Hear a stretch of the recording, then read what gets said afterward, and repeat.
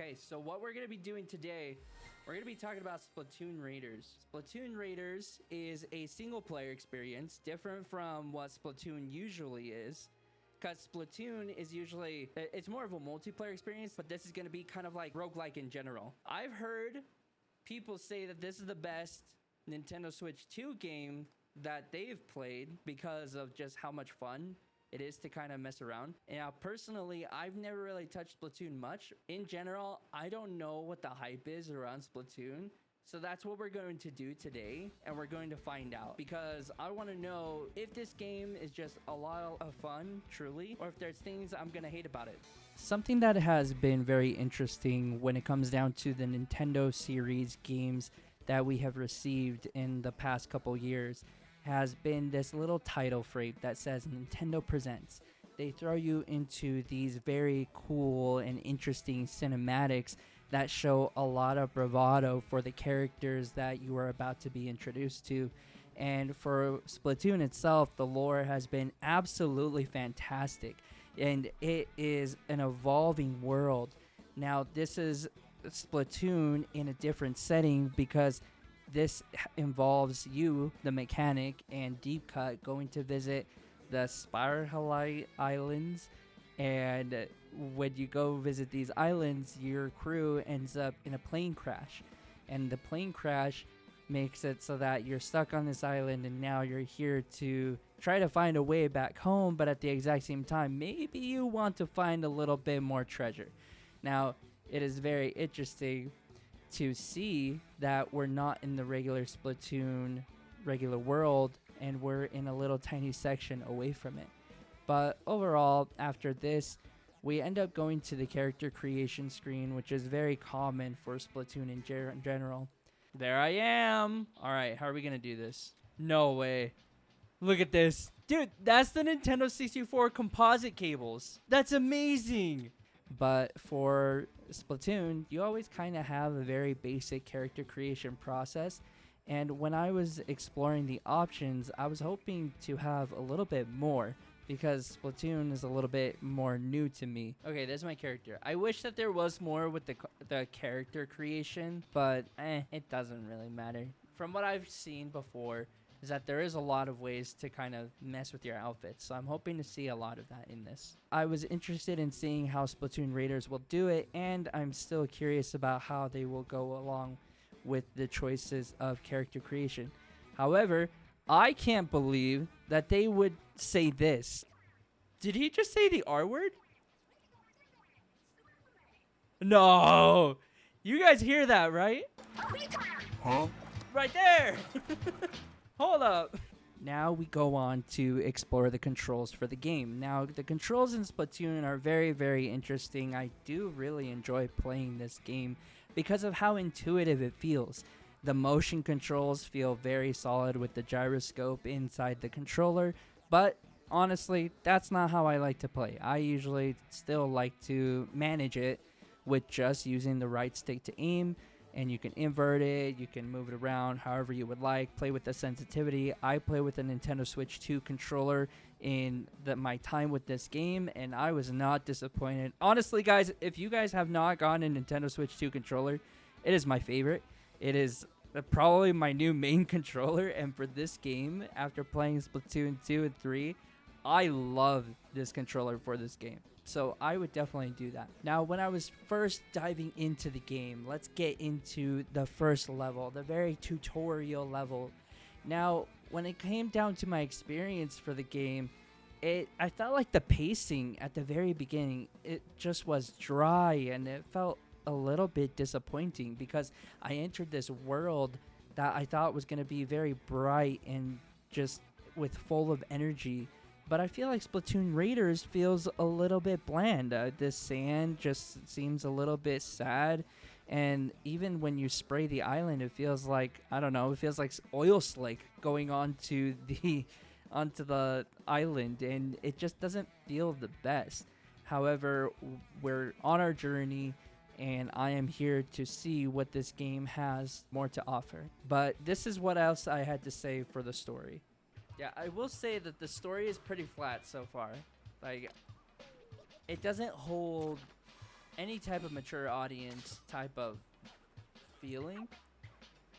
So I feel like when it comes down to more of an adult audience, this is kind of lacking in it so far within about an hour of playtime. But we'll see if it comes through when it comes down to the gameplay elements of this game. I don't feel very invested in their story. But I mean, obviously their story is just a way to be able to get back home. Heck, I didn't even know what this is, and do I really care to know? I mean, it's the name of the island, but I'm just, how do I say this? I don't know how to say this, guys. Is it Spearhalite? Is it Spirehalite? Is it Spearhalite? Spirehalite.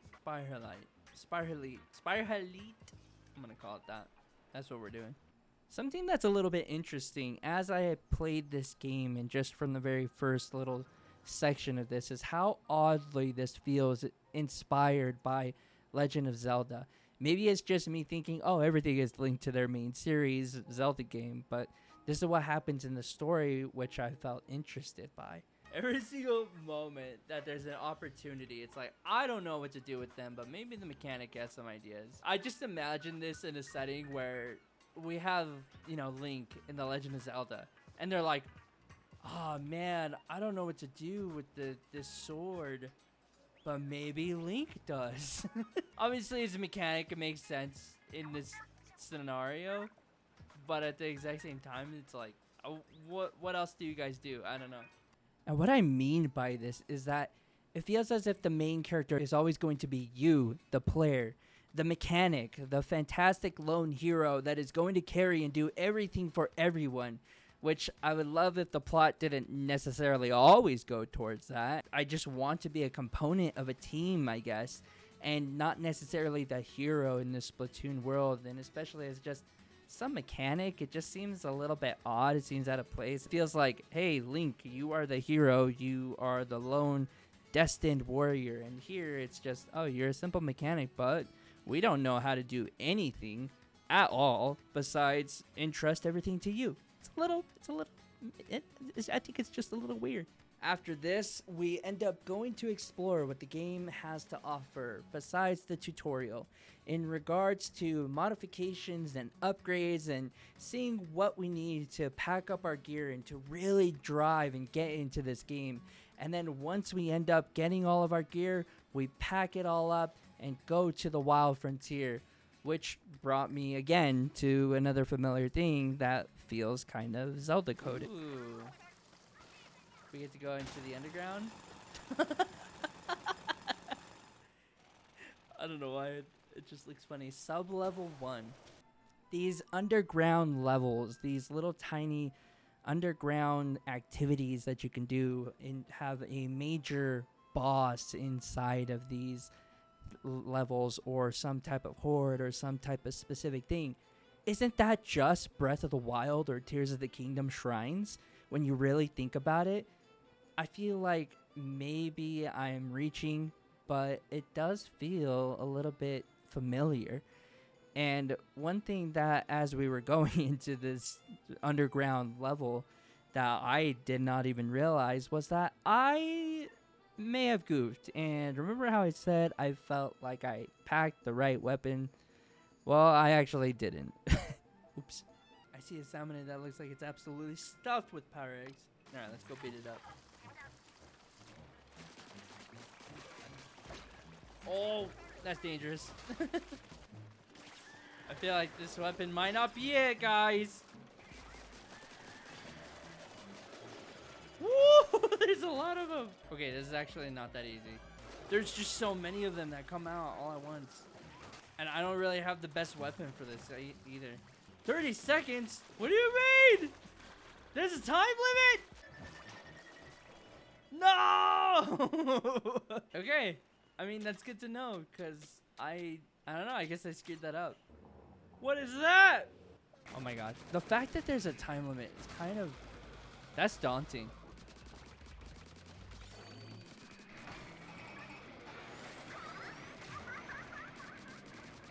I do like the ultimate abilities.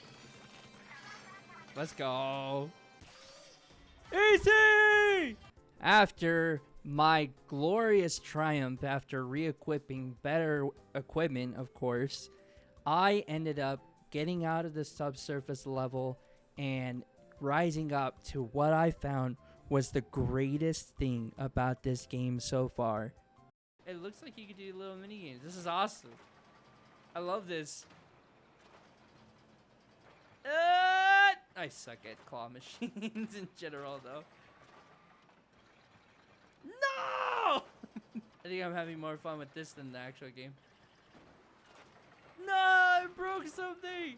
Oh, another really cool detail is look at the paint over there that is still stuck onto the hideout. I want to get one of those brown ones that are like very, very fast. I want to see if they have something special in them. I did it! I got it!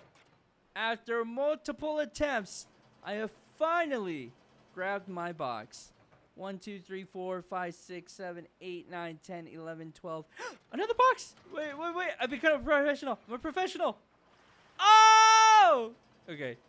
Another one! No! Okay, I'm done. Look at all my spoils. But then after the greatest thing that I ended up playing, I ended up finding myself itching for something.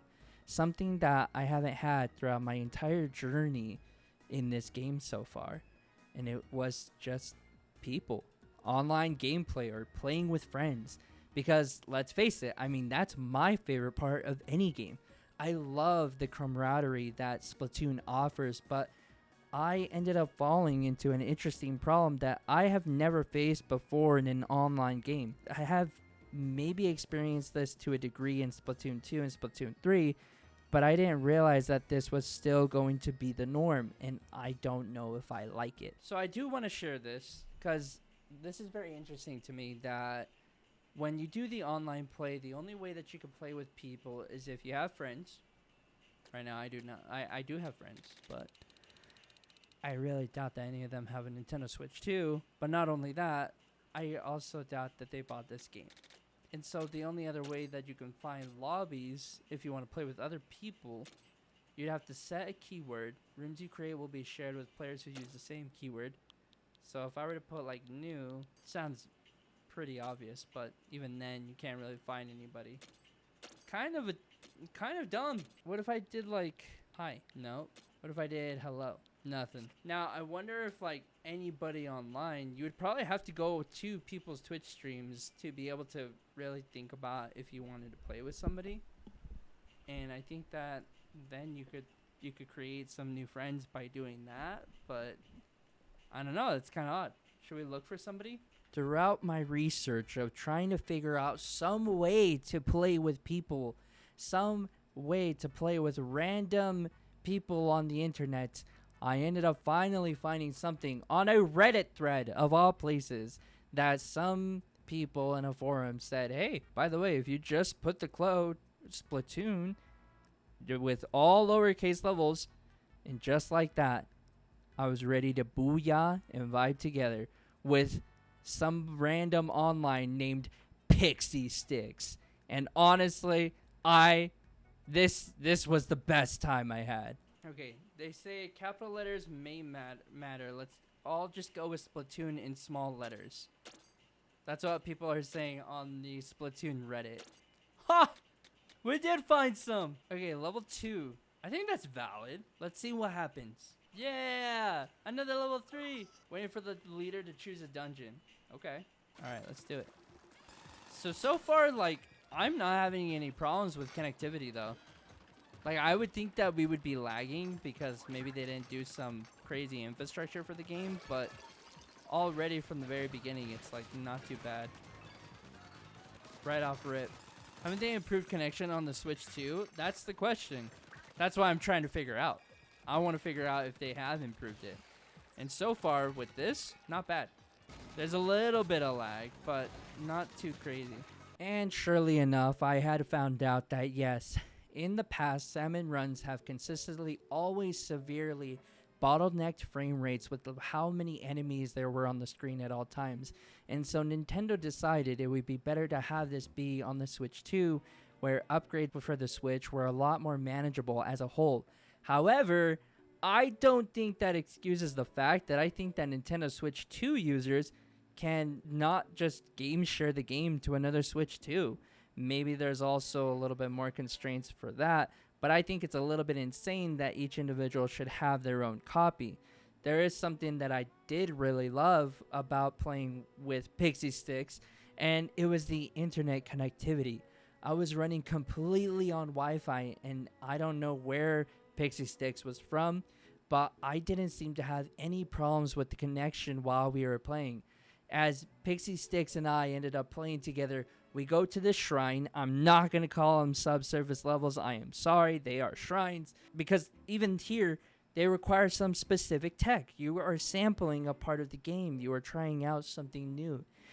Okay, this is really cool. You get to try samples of the different types of gadgets. And I'm running an obstacle course with this person. And it's like they're able to try it out with me. And it's like, it's not forcing us to be really close next to each other, which I think is really cool. And it allows every individual to kind of like experiment, which is like what I think is really neat. I want them to try to like get used to it and then see. This is a random person. I don't know who I'm playing with. You got this, Pixie Sticks! I believe!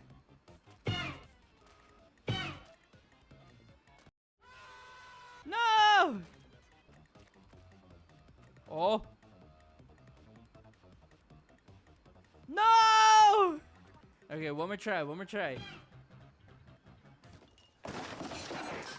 Alright. That one didn't count.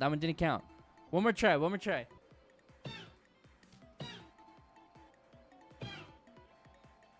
Woo! Yes!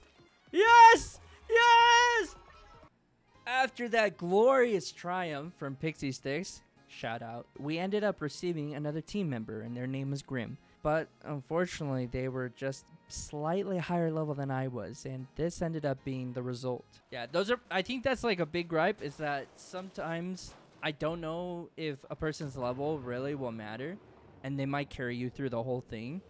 But not only that, but also like, it feels like when I'm with more than one person, it feels like I'm doing a lot, but I'm also doing like very little. But at the same time, that feels fun, and I like that. Yeah, you see, this is what I was talking about. Like, I got 878 eggs versus Grim got like 2,000, so double what I would have gotten. And like, when it came down to Pixie Sticks, I feel they're like right on the same level. Now, maybe I'm just a little bit jealous. Maybe I wanted to be the carrier. Maybe I wanted to be the one to score and be the top dog. However, I get it. It's made to be fun and chill. But I also mostly just wanted everyone to be on the same level so everyone can grind as a team and feel like they can equally contribute. And I believe that it really does depend on how most people feel about that and the balance which you cannot seem to achieve while online, because the game does not necessarily code that into finding a room in a public server. Nobody's all on the same level, and you just have to figure that out by making friends online.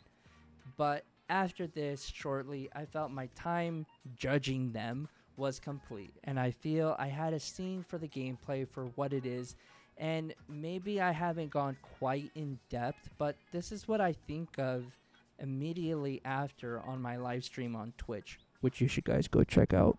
So after playing the game, there's a couple things that I genuinely really love, and the gameplay loop is fun. Can I play it for hours on end? I don't think I can. I'm like already at 3 hours, maybe even less than 3 hours. It's kind of like the same thing over and over and over again. But I feel like if I had friends to play this game with, that's where it's going to be the most fun. And being able to play with people just in general. I want maybe a little bit more of a difficulty. Maybe I can turn on the difficulty. I think it's not too bad. But overall, Splatoon Raiders is a very fun game. I want to keep playing it. I want to keep progressing in it. I want to see if there's anything else. But after like 3 hours, you know, it is a fun game, and I want to keep going. I would give it like a 7.5, maybe like an 8. Darth Mandalorian makes a really good point. This one looked kind of fun and could play with the nephew when he is over. So I think it's a really fun game. I think that you can only play it still when another person has it. I don't know if you can game share this. You can't play local co-op, not like local couch co-op, and I think that that would have been a really cool thing if they did decide to do that. You have to have your own separate system. It suffers through the same thing that Star Fox does, where it's like, why not just do couch co-op again? You're having so many games and there's not enough couch co-op. Maybe it's a small complaint, but I love couch co-op. I love being able to buy one game for $60. I'm like, dang, I have to buy it again, along with the whole Switch 2 system. It kind of sucks. But overall, great game. I like it. And I think I still recommend it. I still think it's a great time. So, there you have it. Splatoon Raiders. I do plan on continuing this journey on my live streams and really seeking up to finish it up and see how many hours I can sink on it. And hopefully I will post a video on my journey after I get closer to the end game to let you guys know what I think of it after finishing the game and then reflect back on this video. But I hope you guys enjoyed this video and hopefully it gave some light to if you want to play this game or if you're interested. I believe that on my stream, again, you should go check this out. You guys should go check out the open lobbies that I'm probably going to be hosting on my Twitch channel. Catch me live there and follow. Maybe we could play some raids together. Other than that, I hope everybody has a bright, luminous day. Like the video, comment, or subscribe, and let me know what you think of Splatoon Raiders so far.